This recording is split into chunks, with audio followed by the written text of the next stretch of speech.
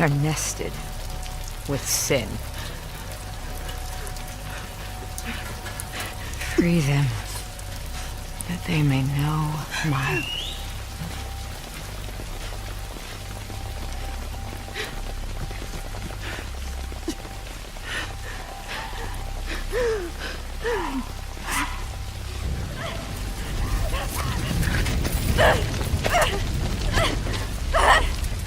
Yara!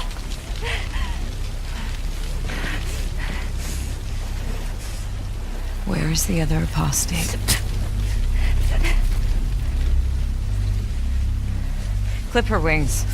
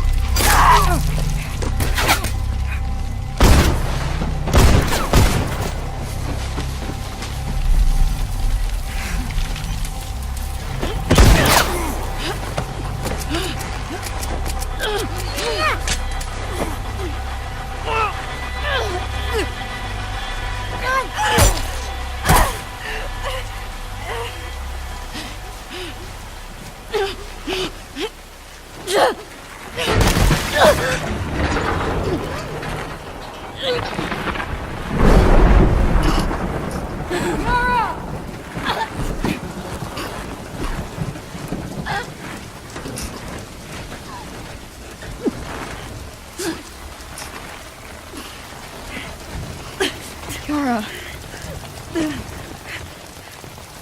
Demons are coming. Cut her down. She's one of them. Lev.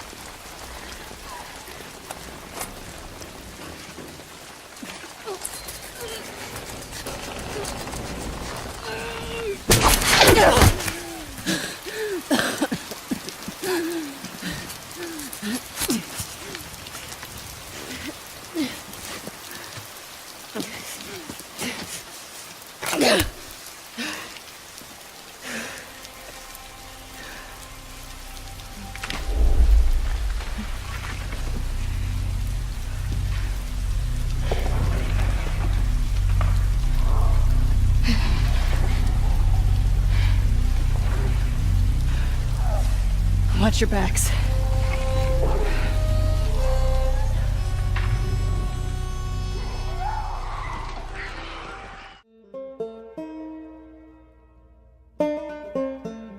It's been almost a year since we announced Last of Us Part 2. It's been hard being quiet for so long, but in the meantime, we've put out a little game called Uncharted: The Lost Legacy.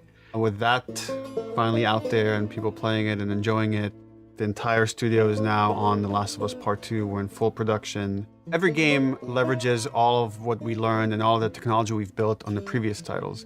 So this is definitely using all the tech, all the engine improvements we made of Uncharted 4, and now we've had several years to build whole new tech to increase the fidelity even further of our game.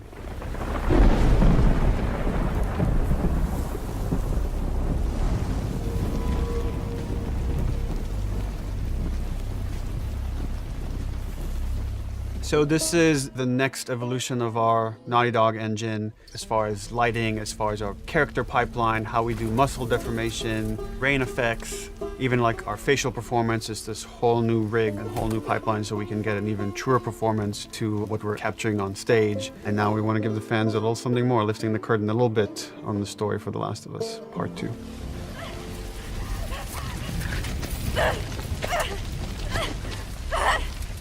Yara!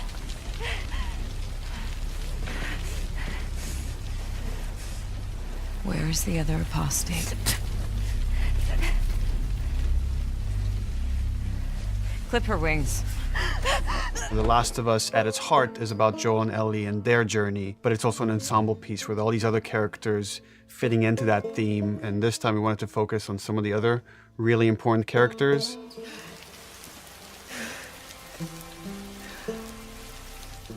last year at the PlayStation Experience, we talked about the theme of hate and how much of this story revolves around that. This, you could see in a lot of ways, speaks to that. So instead of giving you an adjacent puzzle piece about Ellie and Joel's journey, we want to go somewhere else and give you something else and see how people make the connections. But as far as who these characters are, what their conflict is, where this takes place, when this takes place, we're gonna leave it up to the fans for now.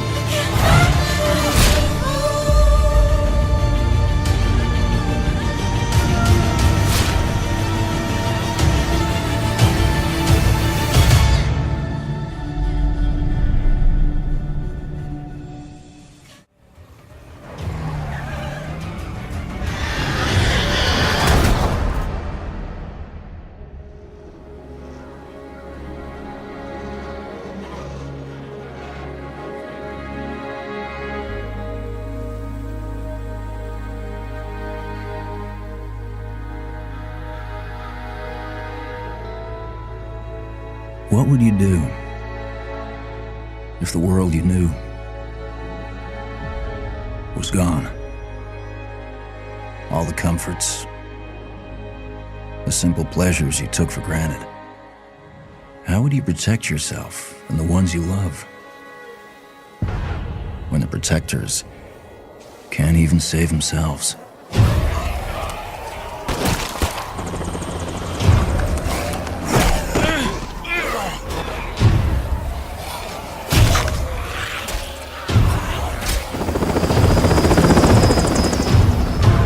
Army's pulling out. Come on.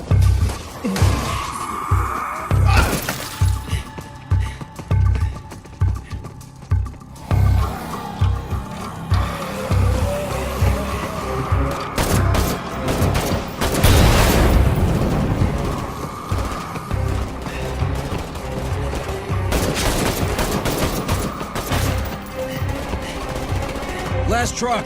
Get in.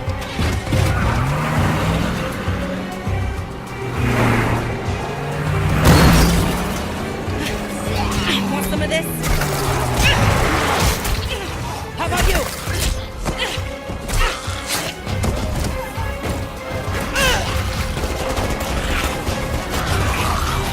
How will you decide who belongs? Thanks. I owe you.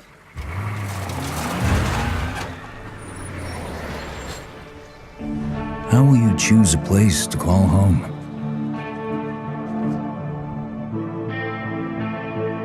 How will you build it?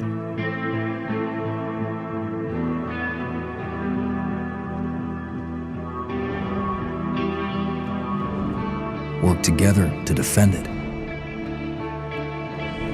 from the terror just outside the walls.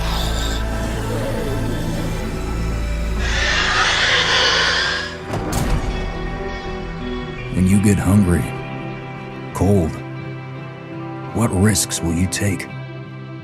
What mistakes will you make? When the only family you've got is about to tear itself apart, will you end a life? Wait, Or save it? please. This is our only one, but we need everybody we've got.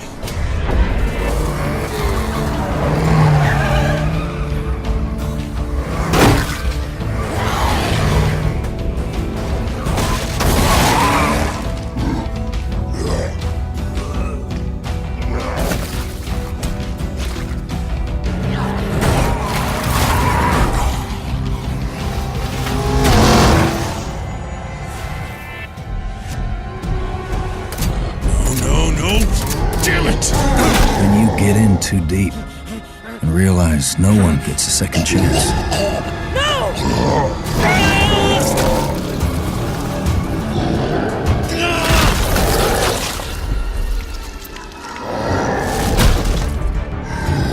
How will you find the strength to carry on?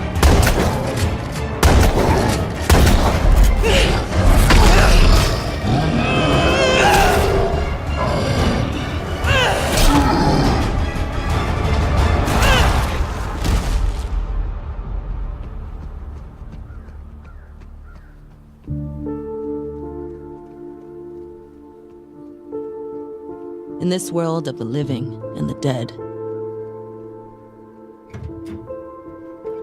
how will you survive?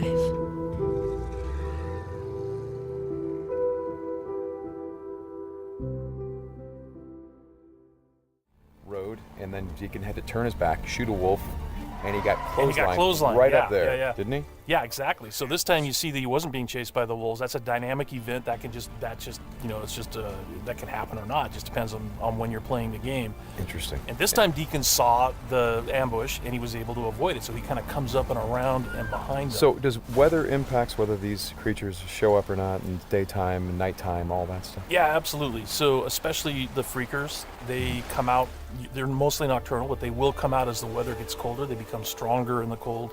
Right. And so that will, again, kind of change up the way the game plays. That's very, very, I kind of love that you decided to do this as a demo to show two completely different iterations on the same exact mission in the game.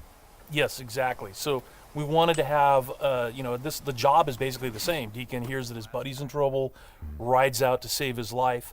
And, as you can see here, this is a completely different experience from what we showed in the first demo. In the first one, Deacon gets clotheslined, and it sounded very painful, by the way. Speaking of painful, okay, so the combat in this game is fairly brutal.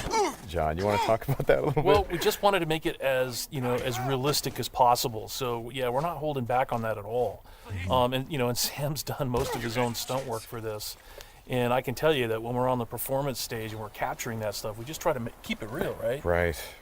Well, right. There was sort of a decision made at some point. I've been on the project for 2 or 3 years now. Yeah, I think 3 years. And so early on, I think there was a more, what were we? It was more Kurt Russell and sort of a two-fisted thing, and then it turned into, hey, let's take this quite seriously. And what that required is a lot more. Taking this combat stuff and showing the horror of the violence that happens and it were this type of circumstance to take place. I mean, realism, weirdly enough, is the thing we keep going back to when it comes to not just the stunts, but also the performance style. I think, it was very important that it doesn't seem like a bunch of actors, saying lines. It was all very incidental. And we wanted the world to sort of reflect that as well. So you saw there that, Deacon broke into that emergency vehicle and found some supplies. So this is what we're calling our survival vision. So you saw that earlier when he was looking at Manny's bike on the ground. Mm-hmm. And it's just kind of a way of seeing tracks in the world and sort of imagining what might have happened. Mm-hmm. And here, I just wanted to point out that you're seeing in this part of the demo that there are freakers there. There weren't there before because it wasn't snowing. It was, and it was getting lighter out. It wasn't getting darker like it is. And so, it changes up the way you can play through the level. And what is this? So, we call this the meat wall. The meat wall. Yeah, and it's not just there, to make the guys who put them up to seem evil. They're there for a purpose because, again, freakers are living creatures. They eat. That's their primary thing. They want to eat. And so you hang these dead freakers up, and any freaker, rather than coming into their camp like you see here, they would actually stop and snack. Yeah, exactly. Yeah.